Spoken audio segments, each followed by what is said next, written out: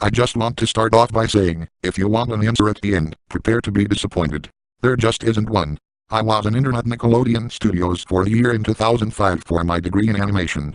It wasn't paid, of course, most internships aren't, but it did have some perks beyond education. To adults it might not seem like a big one, but most kids at the time would go crazy over it. Now, since I worked directly with the editors and animators, I got to view the new episodes days before they aired.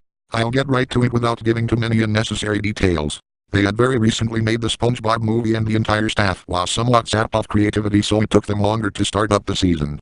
But the delay lasted longer for more upsetting reasons. There was a problem with the series 4 premiere that set everyone and everything back for several months. Me and 2 other interns were in the editing room along with the lead animators and sound editors for the final cut. We received the copy that was supposed to be Fear of a Krabby Patty and gathered around the screen to watch. Now, given that it isn't final yet, animators often put up a mock title card, sort of an inside joke for us, with phony, oftentimes load titles, such as, How Sex Doesn't Work instead of Rockabye Belt when SpongeBob and Patrick adopt a sea scallop. Nothing particularly funny but work-related chuckles. So, when we saw the title card Squidward Suicide, we didn't think it more than a morbid joke. One of the interns did a small throat laugh at it. The happy-go-lucky music plays, as is normal. The story began with Squidward practicing his clarinet, hitting a few sour notes like normal. We hear SpongeBob laughing outside and Squidward stops, yelling at him to keep it down, as he has a concert that night and needs to practice. SpongeBob says okay and goes to see Sandy with Patrick. The bubbles splash screen comes up and we see the ending of Squidward's concert. This is when things began to seem off. While playing, a few frames repeat themselves, but the sound doesn't. At this point sound is synced up with animation, so, yes, that's not common, but when he stops playing, the sound finishes, as if the skit never happened. There is slight murmuring in the crowd, before they begin to boo him. Not normal cartoon booing that is common in the show, but you could very clearly hear malice in it. Squidward's in full frame and looks visibly afraid. The shot goes to the crowd, with SpongeBob in center frame, and he too is booing, very much unlike him. That isn't the oddest thing, oh.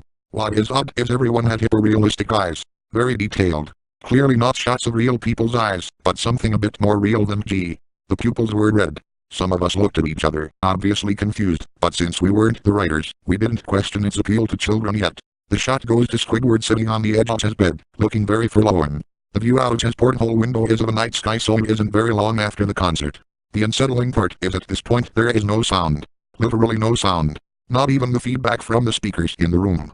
It's as if the speakers were turned off, though their status showed them working perfectly. He just sat there, blinking, in the silence, for about 30 seconds, then he started to sob softly. He put his hands, tentacles, over his eyes and cried quietly for a full minute more, all the while a sound in the background very slowly growing from nothing to barely audible. It sounded like a slight breeze through a forest. The screen slowly begins to zoom in on his face. By slow I mean it's only noticeable if you look at shots 10 seconds apart side by side. His sobbing gets louder, more full of hurt and anger. The screen then twitches a bit, as if it twists in on itself, for a split second then back to normal. The whine through the trees sound gets slowly louder and more severe, as if a storm is brewing somewhere. The eerie part is the sound, and Squidward's sobbing, sounded real, as if the sound wasn't coming from the speakers, but as if the speakers were holes the sound was coming through from the other side. As good as sound as the studio likes to have, they don't purchase the equipment to be that good to produce sound of that quality. Below the sound of the wind and sobbing, very faint, something sounded like laughing. It came at odd intervals and never lasted more than a second, so you had a hard time pinning it. We watched this show twice, so pardon me if things sound too specific, but I've had time to think about them. After 30 seconds of this, the screen blurred and twitched violently and something flashed over the screen, as if a single frame was replaced. The lead animation editor paused and rewound frame by frame. What we saw was horrible. It was a still photo of a dead child. He couldn't have been more than 6. The face was mangled and bloodied, one eye dangling over his upturned face, pot. He was naked down to his underwear, his stomach crudely cut open and his entrails laying beside him. He was laying on some pavement that was probably a road. The most upsetting part was that there was a shadow of the photographer. There was no crime tape, no evidence tags or markers, and the angle was completely off for a shot designed to be evidence. It would seem the photographer was the person responsible for the child's death. We were of course mortified, but pressed on, hoping that it was just a sick joke. The screen flipped back to Squidward, still sobbing, louder than before, and half body in frame. There was now what appeared to be blood running down his face from his eyes. The blood was also done in a hyper-realistic style, looking as if you touched it you'd get blood in your fingers. The wind sounded now, as if it were that of a gale blowing through the forest. There were even snapping sounds of branches. The laughing, a deep baritone, lasting at longer intervals and coming more frequently. After about 20 seconds, the screen again twisted and showed a single frame photo. The editor was reluctant to go back, we all were, but he knew he had to. This time the photo was that of what appeared to be a little girl, no older than the first child.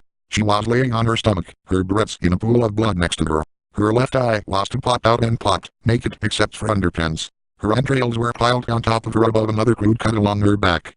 Again the body was on the street and the photographer's shadow was visible, very similar in size and shape to the first. I had to choke back vomit and one intern, the only female in the room, ran out. The show resumed.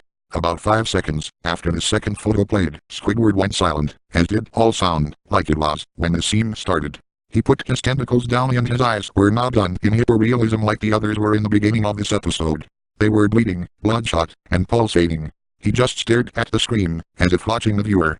After about 10 seconds, he started sobbing, this time not covering his eyes. The sound was piercing and loud, and most fear-inducing of all his sobbing was mixed with screams. Tears and blood were dripping down his face at a heavy rate. The wind sound came back, and so did the deep-voiced laughing, and this time the still photo lasted for a good 5 frames. The animator was able to stop it on the 4th and backed up. This time the photo was of a boy, about the same age, but this time the scene was different. The entrails were just being pulled out from a stomach wound by a large hand, the right eye popped and dangling, blood trickling down it. The animator proceeded. It was hard to believe, but the next one was different but we couldn't tell what. He went on to the next, same thing. He went back to the first and played them quicker and I lost it. I vomited in the floor, the animating and sound editors gasping at the screen. The 5 frames were not, as if they were 5 different photos, they were played out, as if they were frames from a video. We saw the hand slowly lift out the guts, we saw the kid's eyes focus on it, we even saw 2 frames of the kid beginning to blink. The lead sound editor told us to stop, he had to call in the creator to see this. Mr. Hillenberg arrived within about 15 minutes. He was confused as to why he was called down there, so the editor just continued the episode.